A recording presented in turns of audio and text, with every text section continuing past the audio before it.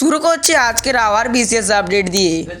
আজ 26শে ডিসেম্বর। অনেকেই আজ বাইরে বেরোনোর পরিকল্পনা করছেন, কেউ ভ্রমণে, কেউ কাজে, কেউ আবার পরিবারের সঙ্গে সময় কাটাতে। কিন্তু তার আগে সবচেয়ে জরুরি প্রশ্ন একটাই, আজকের আবহাওয়া কতটা নিরাপদ? এই ভিডিওতে আমরা স্যাটেলাইট পর্যবেক্ষণ ও আবহাওয়া দপ্তরের সর্বশেষ তথ্যের ভিত্তিতে আজকের বাস্তব পরিস্থিতি আপনাদের সাথে তুলে ধরবো। এই মুহূর্তে বঙ্গোপসাগরের উত্তরাংশে এবং পূর্ব ভারতের ওপর দিয়ে একটি দুর্বল থেকে মাঝারি মেঘপুঞ্জ সক্রিয় হচ্ছে। এই সিস্টেমের প্রভাব পশ্চিমবঙ্গের উপরে পড়েছে, তবে পরিষ্কারভাবে জানিয়ে রাখা দরকার, আজ কোনো শক্তিশালী নিম্নচাপ বা বড় ঝড়ের সিস্টেম তৈরি হয়নি।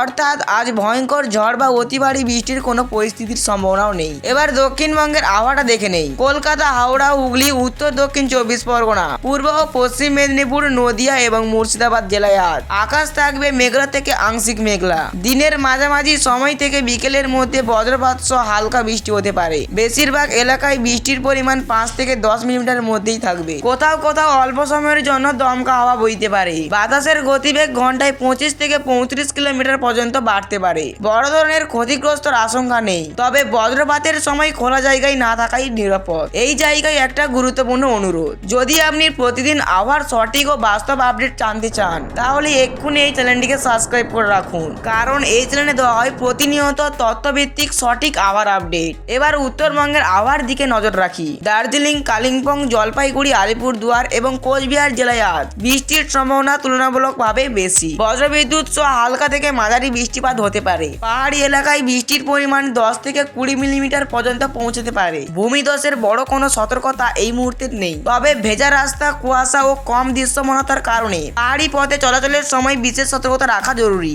এবার তাপমাত্রার দিকে নজর দেই। মেঘ ও বৃষ্টির প্রভাবে দিনের তাপমাত্রা স্বাভাবিকের থেকে কিছুটা কম থাকবে। দক্ষিণবঙ্গের দিনের সর্বোচ্চ তাপমাত্রা 22 থেকে 14 ডিগ্রি সেলসিয়াসের মধ্যে থাকবে। উত্তরবঙ্গের তাপমাত্রা আরো কিছুটা কম অনুভূত হবে।